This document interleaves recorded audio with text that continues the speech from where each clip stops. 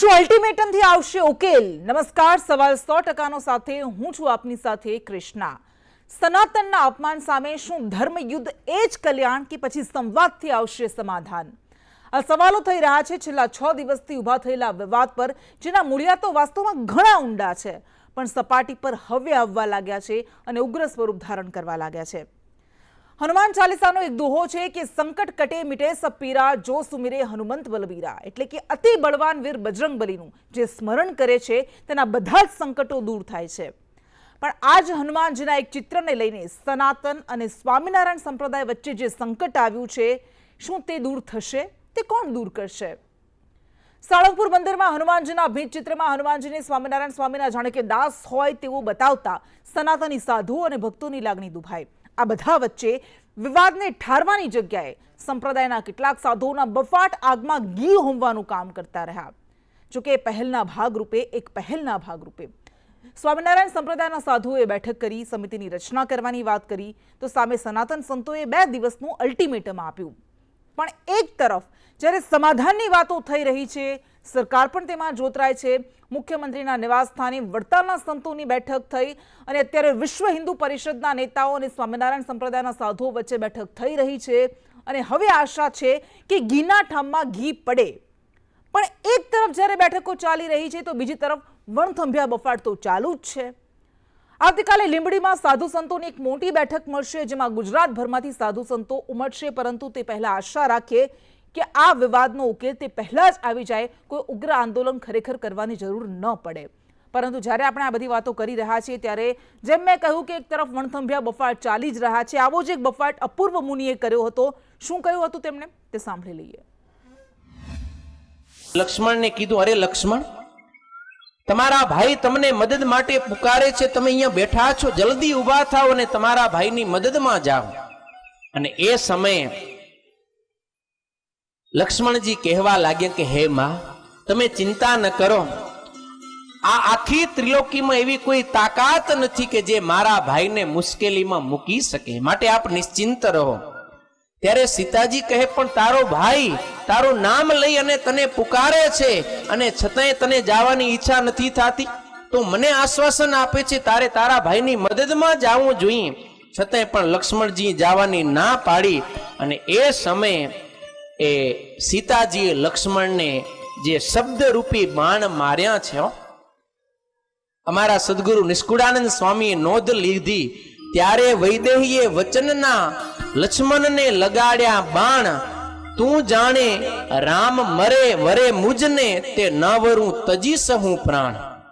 સીતાજી કહે છે કે લક્ષ્મણ, તું આજે 14 વર્ષથી અમારી સાથે છે ને સેવા કરે છે, પણ તારા મનની મેલી મુરાદ આજે મને ખબર પડી કે તારા મનમાં એમ છે કે આ રામ મરે ને સીતા મને વરે, તો સાંભળે લક્ષ્મણ, હું જાનકી મરી જઈશ પણ હું તને વરીશ નહીં।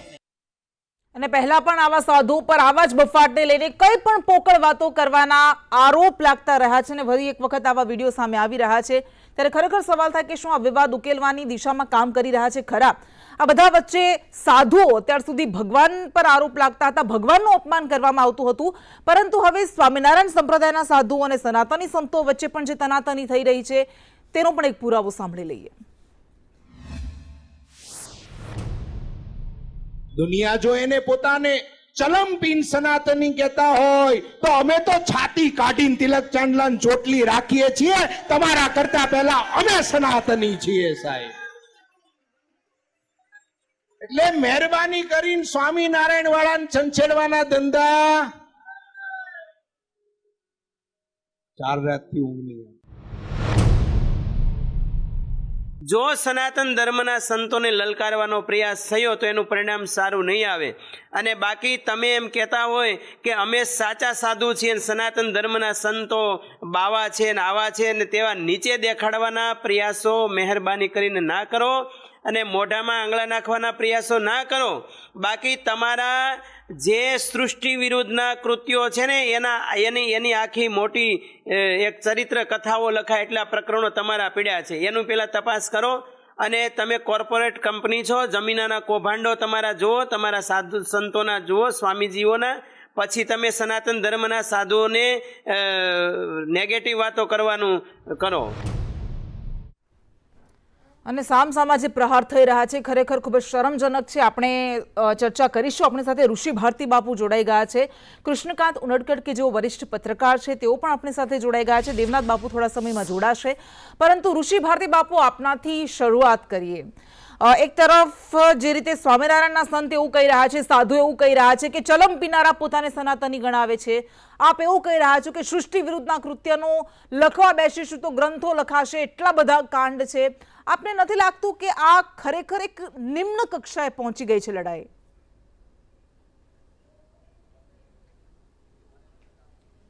જુઓ કૃષ્ણાબેન, સનાતની ચલમ પીનારા હોય તો ગિરનારના બધાય સંતો મોસ્ટ ઓફ જે ગુફામાં રહે છે ચલમ પીવે છે, કારણ કે ભોળાનાથ ભગવાન પીતા હતા એટલે એ પરંપરા આવી છે. પણ હું આ સ્વામિનારાયણ સંપ્રદાયના સંતોને એટલું પૂછવા માગું છું કે તમારા સહજાનંદ સ્વામી બળાત્કારી હતા, તમારા સહજાનંદ સ્વામી કોર્પોરેટ કંપની ચલાવતા હતા, તમારા સહજાનંદ સ્વામી ડુપ્લિકેટ નોટો બનાવતા હતા. ઋષિ ભારતી બાપુ, આપ જે બોલી રહ્યા છો આપને નથી લાગતું ખૂબ ગંભીર વાતો છે આ તિલક બધી? અને ચોટલીની પરંપરા ગંભીર વાતો છે. એ કઈ રીતે એમ કહે છે પોતાને કે અમે પહેલા સનાતની છીએ? તો તમારી તિલકની પરંપરા ને ચોટલીની પરંપરા એ વૈષ્ણવી પરંપરા છે, પેલા વૈષ્ણવ પરંપરા છે. સહજાનંદ સ્વામી આવ્યા 250 વર્ષ થયા છે, 1781માં એનો જન્મ છે. તો સનાતની તમે કઈ રીતે પહેલા સાબિત થઈ શકો? આવી હંબક વાતો, વાહિયાત વાતો રહેવા દો. સંપૂર્ણ કુંભો ન કરોતી શબ્દમ, અર્ધો ઘટો ઘોષ મુપૈતી નૂનમ. આવા અધૂરા ઘડ્યા અર્ધ જ્ઞાન ભરેલા લોકો આવા ભાષણો કરતા હોય છે. હું તો સ્વામિનારાયણ સંપ્રદાયના વડીલ સંતોને કહું કે આવા સંતોને થોડુંક જ્ઞાન આપો, કેવી રીતે ભાષણ કરાય, કેવી રીતે બોલાય. અને સનાતન ધર્મના સંતો શું છે એ તમે આવો સાથે બેસો ત્યારે ખ્યાલ આવે. બાકી તમે બેનો દીકરીઓને નહીં, કોમળ ફૂલ જેવા દીકરાઓને નથી છોડ્યા. એના પ્રકરણો બધાએ ગમે ત્યાં પીડ્યા છે પોલીસ સ્ટેશનોમાં. એની તમે ક્યારેક એ પ્રકરણો તો ખોલો, એ કેસીસ ખોલો એટલે ખ્યાલ આવશે કે તમે કેવા છો. અને જે બોલે છે ને એને કે કંડારીવાળું પ્રકરણ તું ઉપાડ ભાઈ. તારા ત્યાંથી જે ઓલા બોલતા હતા ને ગેબી કાન ફટા, એ ગેબી કાન ફટો એટલે જ ત્યાંથી ભાગ્યો હતો. એ જે વાત કરતો હતો ને આ મહાત્મા એનો સ્વામિનારાયણનો, એ એના ગુરુભાઈને હગાને નથી મૂક્યો. આવા બધા ધંધાઓ ત્યાં ચાલે છે. એના બધા બાયોડેટા મારી પાસે આવ્યા છે, એટલે હું આ પ્રૂફ સાથે બોલું છું. એટલે તમે આપ જે બોલો છો એની જવાબદારી આપ લો છો. સહજાનંદ સ્વામીના સંતોને કહું કે સ્વામિનારાયણ સંતોને આપ જવાબદારી પૂર્વક બોલો છો. અને તમે ઢસામાં જુઓ, ઢસામાં કેવા બધા પ્રકરણો પીડ્યા છે. હાજી, શું તમે સનાતન ધર્મના સંતોને સમજો છો? અને ગેબી કાન ફટા કહીને તમે એકનાથ સંપ્રદાયના સંતોને, તમે નાથ સંપ્રદાયના સંતોને લલકારો છો. શું કરવા માંગો છો? એક બાજુ વિવાદ શાંત થાય એના માટે પ્રયાસો કરી રહ્યા છે, અને આપ બધાએ સનાતન ધર્મના સંતોના મોઢામાં આંગળા નાખવાના પ્રયાસો કરો છો. ખોટી રીતે ઓકાવશો નહીં, નહીં તો તમારા બધા કૌભાંડો છે ને ગુજરાતમાં બધાને ખ્યાલ જ છે ને વળી પાછા રિપીટ થશે. અચ્છા, ઋષિ ભારતી બાપુ, બધું આજે યોગી આદિત્યનાથજી મહારાજ નાથ સંપ્રદાયના સંત છે. હા, વધુ એક સવાલ આપને કરવા માંગીશ કે જે રીતે કહ્યું કે બફાટ સામે આવી રહ્યા છે, અપૂર્વ મુનિ સ્વામી કે જેમણે એવું કહ્યું એક રામકથામાં કે રામ મરી જાય તો સીતા સાથે લગ્ન કરવાની લક્ષ્મણની મેલી મુરાદ હતી, અને આ તો અરણ્ય કાંડમાં લખેલું છે. એ હું બોલી રહ્યો છું. આપને લાગે છે કે માત્ર ભીંત ચિત્ર હટાવી દેવામાં આવશે તો આખો વિવાદ શાંત પડી જશે? કારણ કે જેવી રીતે વાત થઈ, મૂલ્યા તો ઘણા ઊંડા છે. હું એમ કહું છું કૃષ્ણાબેન કે એને એવો કયો અધિકાર છે? એ સહજાનંદ સ્વામીની જે ઉપાસના કરતા હોય તો તમારે રામકથા કૃષ્ણ કથા કરવાની જરૂર જ શું છે? શા માટે તમે સનાતન ધર્મના શાસ્ત્રોને સ્પર્શ કરો છો? તમારે તો તમારી પાસે શાસ્ત્રો છે જ. હવે સનાતન ધર્મના શાસ્ત્રો ઉખેડીને તમે નીચી રીતે એ પ્રસંગોને વર્ણન કરો છો. આપણી ભારતીય પરંપરા એવી રહી છે કે યત્ર નાર્યસ્સુ પૂજ્યંતે રમંતે તત્ર દેવતા. નારી શક્તિનું સન્માન હંમેશા થઈ રહ્યું છે, અને ત્યાં સુધી કહેવાયું છે કે નારી તું નારાયણી, નારી રતનની ખાણ, નારી થકી નર ઉપજે, નારી તું જગમાં મહાન. આવો નારી શક્તિનો મહિમા છે. તો આ તો પરાંબા જગદંબા, એના વિશે તમે એલફેલ વાતો કરો, અને આમાં તમારી મેલી મુરાદ સાબિત થાય છે. સ્વામિનારાયણ સંતોની મેલી બિલકુલ, મુરાદ સાબિત બિલકુલ. થાય છે કે સનાતન ધર્મના પાત્રોને હાવ હલકટ રીતે ચિતરવાનો પ્રયાસ કરી રહ્યા છે. ઠીક છે ઋષિ ભારતી બાપુ, આવીશું આપની પાસે. ખરેખર ખૂબ જ નિમ્ન કક્ષાના શબ્દો ઉચ્ચારવામાં આવી રહ્યા છે અને ખરેખર આ શબ્દો શું સાધુ સંતોને શોભે એ સૌથી મોટો સવાલ થઈ રહ્યો છે, કારણ કે આવી રીતે તમે સનાતન સંપ્રદાયનું અપમાન કરી રહ્યા છો, તેના પર પ્રહાર કરી રહ્યા છો. આ બધી જ વાતો જ્યારે થઈ રહી છે, આરોપ પ્રત્યારોપ થઈ રહ્યા છે, ત્યારે બીજી બાજુ સમાધાન માટે પણ કોશિશ થઈ રહી છે. અત્યારે વિશ્વ હિન્દુ પરિષદના નેતા અને સ્વામિનારાયણ સંતો વચ્ચે જે બેઠક થઈ રહી છે તેમાં આ મુદ્દા પર પણ ચર્ચા કરવામાં આવી રહી છે. વડતાલ સંપ્રદાયના સંતોની વધુ એક બેઠક કે જેમાં જે સાહિત્યમાં અને અન્ય ઉલ્લેખ કરવામાં આવ્યો છે સનાતનના ધર્મનો અપમાન થતો હોય એને લઈને પણ ચર્ચા કરવામાં આવી રહી છે. કશ્યપ જોશી આપણી સાથે જોડાઈ ગયા છે. કશ્યપ સાથે સીધા જઈએ. કશ્યપ, અત્યારે બેઠક શું થઈ રહી છે, શું ચર્ચાઓ થઈ રહી છે? શિવાનંદ આશ્રમ ખાતે આ બેઠક જે છે તેનું આયોજન કરવામાં આવ્યું છે. સ્વામિનારાયણ સંપ્રદાયના સંતો દ્વારા જે સીએમ ખાતે બેઠક કરી હતી. વડતાલ સ્વામિનારાયણ મંદિર છે ત્યાંના સંતો છે તે અહીંયા હાજર છે.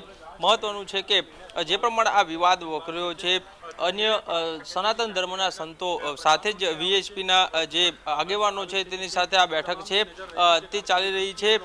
તમામની નજર આ બેઠક ઉપર રહેલી છે, કારણ કે આ સમગ્ર મામલે અંત લાવવા માટે થઈ અને આ બેઠક છે તેમાં ચર્ચા કરવા માટે થઈ અને આ બેઠકનું આયોજન છે તે કરવામાં આવ્યું છે. અને આ બેઠક લગભગ 1 થી 1.5 કલાક ચાલશે અને તેમાં સમાધાનકારી વલણ અપનાવવા માટેનો પ્રયત્ન છે તે કરવામાં આવશે. અને જે પ્રમાણે હનુમાન દાદાના ચિત્રો બનાવવામાં આવ્યા છે, સાથે જ સનાતન ધર્મને લઈ અને જે નિવેદનો કરવામાં આવે છે, આ તમામ બાબતોને લઈ અને આજની આ બેઠક છે તેમાં ચર્ચા કરવામાં આવશે. અને તે બેઠક પૂર્ણ થશે ત્યારબાદ આગામી સમયમાં શું રણનીતિ રહેશે તેને લઈ અને આ બેઠકમાં ચર્ચા જે છે તે કરવામાં આવશે. લગભગ 1 થી 1.5 કલાક જેટલો સમય આ બેઠક ચાલી શકે છે અને ત્યારબાદ તમામ સંતો જે અહીંયા હાજર છે તે પોતાનું નિવેદન છે તે જાહેર કરશે. ઠીક છે કશ્યપ, જોડાયેલા રહેશો ને આપણી સાથે કૃષ્ણકાંત ઉનડકટ પણ જોડાયેલા છે, એમની પાસે જઈએ. સર, આ માત્ર ભીંત ચિત્રની વાત નથી, માત્ર બફાટો જે ઓકવામાં આવી રહ્યા છે એની વાત નથી. સાહિત્ય જે સામાન્ય લોકો એ સમજતા હોય છે કે આ શાસ્ત્રો છે અમારા ને જેમાં જે લખવામાં આવ્યું છે એ સનાતન છે, એ સાચું છે, એ સત્ય છે. કેટલાક આવા વિવાદિત સાહિત્યની હું વાત કરવા માંગીશ. બાળચરિત્રમાં એવું લખવામાં આવ્યું છે સ્વામિનારાયણ સંપ્રદાયમાં જે પુસ્તકો લખાયા છે એમાં કે બાળ સહજાનંદજીએ બ્રહ્માજીનો ગર્વ ઉતાર્યો હતો. ખુદ લક્ષ્મીજીએ બાળ સહજાનંદજીને પગે લાગ્યા હતા. બ્રહ્મા વિષ્ણુ મહેશ બાળ ઘનશ્યામજીને નવડાવતા હતા. શ્રી હરિલીલામૃતમાં લખાયું છે કે ઇન્દ્ર બ્રહ્મા શિવ ઘનશ્યામ મહારાજની સ્તુતિ કરતા હતા. હું જ રાધા લક્ષ્મીનો નાથ છું, શાસ્ત્રોમાં મારો મહિમા કહ્યો છે, આ સહજાનંદ સ્વામી બોલ્યા હતા. સત્સંગ વિહારમાં એવું લખાયું હતું કે બ્રહ્મા વિષ્ણુ મહેશ સહજાનંદજીની પ્રસાદી ઝંખતા હતા. આ ઉપરાંત સહજાનંદજીએ કહ્યું હતું કે અક્ષરધામ સર્વધામોથી પર છે. સહજાનંદે એવું પણ કહ્યું હતું કે હા, હું જ પરમ બ્રહ્મ પુરુષોત્તમ છું. રુદ્ર ભૈરવ ભવાની દેવીઓ કોઈ પણ જીવને સુખ દુઃખ દેવા માટે અસમર્થ છે. આ બધી જ વસ્તુ શું સૂચવે છે સર? જો એ સંપ્રદાયનો જે એક ભાગ છે, તો સનાતન ધર્મનો જે એક ભાગ છે, તો પછી આવું બધું સાહિત્ય કેમ? કૃષ્ણ, સૌથી મહત્વની વસ્તુ એ છે કે ધર્મ અને સંપ્રદાય આ બેમાં બહુ જ મોટો ફરક છે. સ્વામિનારાયણ સંપ્રદાય છે એ ધર્મ નથી, સનાતન છે એ ધર્મ છે. સનાતન ધર્મ અને સ્વામિનારાયણ સંપ્રદાય એ બે વચ્ચેનું જે મુખ્ય વિવાદ છે એ છે કે ભાઈ કોણ કે પેલું છે એમ. તો એ તો આખી દુનિયા જાણે છે કે સનાતન ધર્મ છે એ પ્રાચીન હજારો વર્ષ જૂનો છે, જ્યારે સ્વામિનારાયણ સંપ્રદાયને નો ઇતિહાસ છે એ હજી 3 સદી જૂનો પણ નથી એમ. તો આ વસ્તુ એ છે કે તમે ઉપજાવી કાઢો તો એ કોઈ હિસાબે વ્યાજબી નથી. તમે તર્ક આપો. અત્યારે સ્વામિનારાયણ સંપ્રદાયના સંતો જે તર્ક આપે છે કે ભાઈ આ એક પેલો ગ્રંથમાંથી, ધાર્મિક ગ્રંથમાં એવું લખાણું હતું કે કલિયુગમાં આવા એક ભગવાન થશે જે ભગવાન જેવા હશે. એ આખું જે વાત છે કે એ લિંક કાઢી અને તમે કલિયુગમાં આવું થશે એ તમે જ હશો એવું કોઈ પ્રમાણ નથી. બીજી વસ્તુ એ છે કે ચલો આ બધું જ બાજુમાં રાખો, પણ વસ્તુ એ છે કે જે રીતે બધું બોલવામાં આવે છે, જે રીતે સ્વામિનારાયણ સંપ્રદાયના સંતો જે ભાષા વાપરે છે એ કોઈ હિસાબે યોગ્ય નથી. સંતને શોભે એવી વાણી બિલકુલ એવી નથી. તા તો તમે સીધું જ તમારી એની વાત ઉપરથી કેવું લાગે કે તમારે લડી લેવાના મૂડમાં છો તમે. તો અલ્ટિમેટલી હવે હું તો ત્યાં સુધી કહું છું કે કદાચ આનો નિર્ણય એવો લેવાય કે ભાઈ એ જે મૂર્તિની નીચેના જે બધા ચિત્રો છે એ હટાવી લેશે ને તો પણ આ જે ગેપ થઈ ગયો છે ને એ નહીં પૂરાય. ધર્મ અલ્ટિમેટલી એ શીખવતો હોય છે કે ભાઈ તમે વ્યક્તિને નજીક લાવો, તમે લોકોનું ભલું થાય. આપણે તો વસુદેવ કુટુંબકમમાં માનીએ છીએ, આખી સૃષ્ટિને એક પરિવાર માનીએ છીએ અને આખી સૃષ્ટિનું ભલું ઈચ્છીએ છીએ. આવા સમયમાં એક સંપ્રદાય બીજા ધર્મ સાથે વિવાદમાં ઉતરે, વિખવાદમાં ઉતરે એ કોઈ હિસાબે વ્યાજબી વસ્તુ નથી. હા, તમને વિવાદ થાય ઘણી વખત. આ કઈ એવું નથી કે આ પહેલી વખત થયો છે. સ્વામિનારાયણ સંપ્રદાય અને ધર્મને આ પહેલા પણ વિવાદ થયો છે કે ભગવાનની મૂર્તિને નાની નાની કરીને બહાર મૂકે છે ને ઘણા બધા સ્વામિનારાયણ સંપ્રદાય સાથે ઘણા બધા વિવાદો જોડાયેલા છે. હું આ અત્યારે જે હનુમાનજીનો વિવાદ છે એમાં એક મુદ્દો સમજવા જેવો છે કે માનો કે વિવાદ છે તો સાથે બેસીને તમે શાસ્ત્રાર્થ કરો, તમે સત્સંગ કરો, જે વસ્તુ છે એનો કંઈક શાંતિથી નિવેડો લાવો. આ તો જે રીતે બધું જે એકબીજાની સામે લડી લેવાની વાત છે એ બેને માટે, એ ખાસ તો સ્વામિનારાયણ સંપ્રદાય માટે વધુ મુશ્કેલ સાબિત થયું છે. સ્વામિનારાયણ સંપ્રદાયની સાથે એમાં બી તમે જો સ્વામિનારાયણ સંપ્રદાયમાં પોતામાં કેટલા ફાટા છે. બિલકુલ તમે પોતે એક નથી રહી શક્યા. હા, તમે તમારામાં જ ફાટા અલગ અલગ પડી ગયા છે. તો વસ્તુ એ છે કે થોડુંક પોતાના વિશે પણ વિચારવું જોઈએ. અને વિવાદ છે તો તમે એની સાથે, હું તો બધાને કહું છું કે વિવાદનો સૌથી મોટું શસ્ત્ર છે ને તો એ સંવાદ છે. સાથે બેસીને વાત કરીને આ નિવાડો વહેલી તકે આવે એ જરૂર છે. ગઈકાલે ઘડીક વાર એવું લાગ્યું કે ભાઈ ના, આખો વિવાદ સમેટાઈ ગયો છે ને ચિત્રો હટાવી દેવામાં આવશે અને પછી પાછું સાંજે પાછું અભી બોલા અભી ફોકની જેમ આખી વાત બદલી ગઈ. સવાલ એ છે કે આ મુદ્દે બધા જ જે સંતો છે, નેતાઓ છે, સાથે બેસીને એનો ઉકેલ લાવે અને એવી રીતે ઉકેલ લાવે કે ભવિષ્યમાં આવો કોઈ વિવાદ ન થાય. કારણ કે આ અત્યંત સંવેદનશીલ વાત છે. આ વસ્તુ એક વખત શરૂ થઈને પછી ક્યાં પહોંચે ને એ કાંઈ કોઈ નક્કી નથી હોતું ને કોઈ કહી શકતું નથી. બહુ સાચી વાત છે. કારણ કે આપણે જોઈએ છીએ કે જ્યારે બે દેશો વચ્ચે કોઈ મુદ્દાને લઈને વિવાદ થતો હોય ત્યારે હંમેશા એ વાત મૂકવામાં આવતી હોય કે યુદ્ધ ન કરો, સંવાદથી એનો ઉકેલ લાવવાની કોશિશ કરો. અહીંયા તો ધર્મ જોડાયેલો છે અને ધર્મ આવી રીતે જ્યારે થઈ રહ્યું હોય ત્યારે ખરેખર ખૂબ જ શરમજનક છે. ઋષિ ભારતી બાપુ, તમે અલ્ટિમેટમ આપ્યું 2 દિવસનું કે 2 દિવસમાં જો ઉકેલ નહીં આવે તો પછી અમે ઉગ્ર આંદોલન કરીશું, શસ્ત્ર પણ ઉઠાવીશું. પણ આપની શું માંગ છે કે ભીંત ચિત્રો હટાવવા પૂરતી જે મર્યાદિત છે કે પછી કંઈક વિશેષ છે?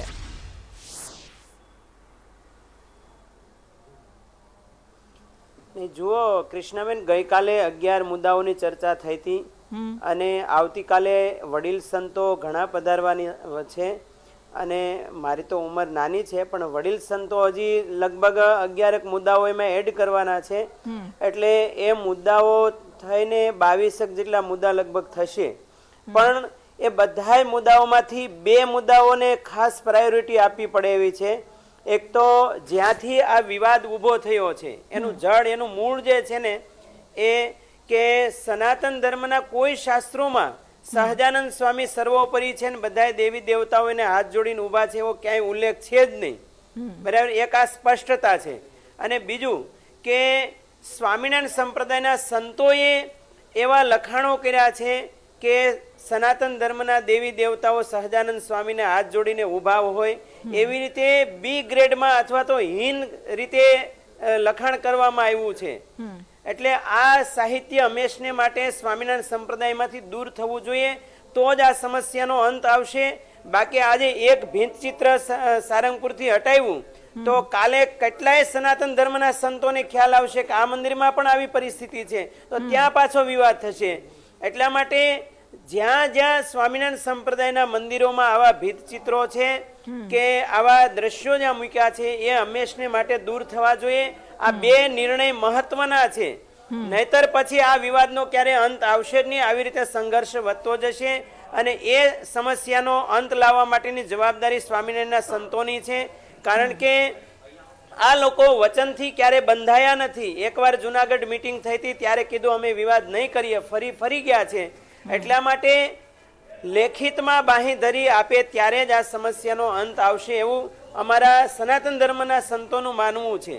અને હંમેશા 2 પ્રકારે આ સમસ્યાનું સમાધાન હોઈ શકે. એક તો શાંતિપૂર્ણ સમજણ, અન્ડરસ્ટેન્ડિંગ, અને બીજો છે એ માર્ગ વ્યાસ મહારાજે નીતિકારોએ પણ કીધો છે અહિંસા પરમો ધર્મ હે પેલી વાત છે, પણ ન સમજે તોનો પછી વિકલ્પ છે કે ધર્મ ઠીક હિંસા છે ઋષિ તથૈવ ભારતી ચ અને બાપુ, આવીશું શાઠ્યમ આપની પ્રતિ પાસે. શાઠ્યમ. આપણે આશા રાખીએ કે આ મુદ્દો હવે વધારે ન ખેંચાય, તેનો ઉકેલ જલ્દી આવે. ફરી આપણે કૃષ્ણકાંત ઉનડકટ પાસે જઈએ. સર, આપને શું લાગે છે કે શું થવું જોઈએ કે જેના કારણે અત્યારે તો આ વિવાદનો ઉકેલ આવે છે, પરંતુ ભવિષ્યમાં આવા ઘર્ષણ ન થાય ક્યારેય અને લોકોની આસ્થા પણ એમની એમ રહે, ઠેસ ન પહોંચે? સૌથી પહેલા તો એ વસ્તુ છે કે આ વિવાદનો જેમ બને એમ વહેલો અંત આવવો જોઈએ. અને બીજું કે સ્વામિનારાયણ સંપ્રદાયમાં એક વસ્તુ બહુ જરૂરી છે કે કોણ બોલે છે એ નક્કી કરવામાં આવે. ગમે તે માણસ બોલે છે એમ, જે ઘણી વખત તો મને ક્યારેક તો એવું લાગે કે જે સ્વામિનારાયણના સંત બોલતા હોય એ પોતાની આઈડેન્ટિટી ક્રિએટ કરવા માટે કે પોતાની ઓળખ છતી કરવા માટે થઈને બોલે, અને બોલે તો પણ કેવી ભાષા વાપરે. આ ભલે સ્વામિનારાયણ સંપ્રદાયનું અત્યારે બધી ટીકા થાય છે, પણ એમને પ્રમુખ સ્વામી જેવા પાસેથી શીખવું જોઈએ કે કેટલા નમ્ર હતા, કેટલું સારું કામ એણે કર્યું છે. એમને એક સાવ બધું ખરાબ છે એવું કહેવા નથી, પણ અમુક વખતે જ્યારે કોઈ વિવાદ થાય ત્યારે સાથે બેસીને એનો કંઈક નિવેડો લાવવો જોઈએ અને શાંતિપૂર્ણ નિવેડો લાવવો જોઈએ. કોઈ ધર્મ હિંસાનું કે કોઈ ધર્મ વિવાદને સ્વીકારતો નથી. આપણે તો પહેલા જ કહીએ કે ભાઈ આ આપણો દેશ છે, યુદ્ધનો દેશ નથી, બુદ્ધનો દેશ છે. આ વસ્તુ દરેકે યાદ રાખવી જોઈએ. અને બીજી વસ્તુ એ છે કે સંપ્રદાયને તમારે કેવી રીતે ચલાવો છો એની ચોખ્ખી તમે એક વાત કરો કે ભાઈ અમે આ રીતે જઈએ છીએ.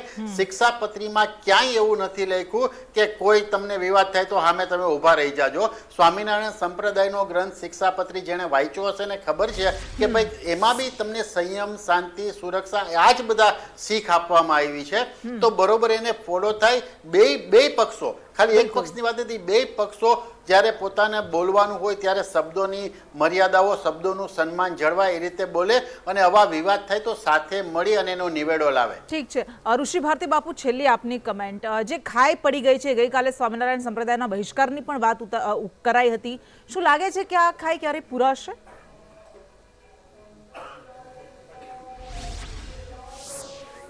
જો મેં હમણાં પણ કીધું કે સનાતન ધર્મના દેવી દેવતાઓને જ્યાં જ્યાં અપમાનિત કરી નીચે દેખાડવાના પ્રયાસો થયા છે, એવું સાહિત્ય અને એવા ભીતચિત્રો હટશે તો એનો કાયમી ઉકેલ છે, અને નહીં હટે તો આના વિવાદનો અંત ક્યારે આવશે જ નહીં. અને અત્યારે સનાતન ધર્મના ભાઈ બહેનો આ સ્વામિનારાયણ સંપ્રદાયના જે બે પ્રકારના ચહેરા છે ને બધા ઓળખી ગયા છે. એક જેમનો માસૂમ ચહેરો છે, નજીક આવો એટલે તમને બહુ સીધા સાદા લાગે છે, પણ અંદરને ખાનેથી આ લોકો બહુ શેતાની ચહેરો પણ રાખીને બેઠા છે. સનાતન ધર્મની માનસિકતાને તોડી અને સ્વામિનારાયણ સંપ્રદાયની પરંપરા માઇન્ડમાં ફિટ કરી દે છે, જે બહુ ખતરનાક છે. સંપ્રદાય સનાતન ધર્મ માટે બહુ ખતરનાક છે. અને આ બીજા આ લોકોની જે બે પ્રકારની થિયરી છે, એક થિયરી એવી છે જે બહારથી દેખાય છે સારી, સનાતની થિયરી દેખાય છે, પરંતુ પાછળને પડદે સહજાનંદી થિયરી છે. એ તમારા બ્રેન વોશ કરે છે. ગઈકાલે પણ તમે કહ્યું હતું કે આ બ્રેન વોશ કરવામાં આવી રહ્યું છે. એ સનાતન ધર્મના સાધુ દેવી દેવતાઓનો આડ તરીકે ઉપયોગ કરે છે ને પછી પોતાનો પ્રચાર કરવા લાગે છે. ઠીક છે, આપ બંને અમારી સાથે જોડાયા, આપનો ખૂબ ખૂબ આભાર. અને આ વિવાદનો ઉકેલ ખરેખર સંવાદથી આવવો જોઈએ, અને જે રીતે હમણાં વરિષ્ઠ પત્રકારે કહ્યું એ વાત ખૂબ સાચી છે કે નક્કી કરવું જોઈએ કે કોણે શું બોલવાનું છે, કારણ કે રસ્તા પર રખડતા ટપોરીની જેમ કોઈ પણ બોલવા લાગે એ ન સ્વીકારી શકાય. અને સૌથી વધારે જરૂર છે કે ધર્મમાં સુધારાની, કારણ કે જો એ સુધારા નહીં આવે તો આવા ને એવા વિવાદ થતા રહેશે અને સનાતન ધર્મને વધારે ને વધારે પ્રહાર કરતા રહેશે. નમસ્કાર.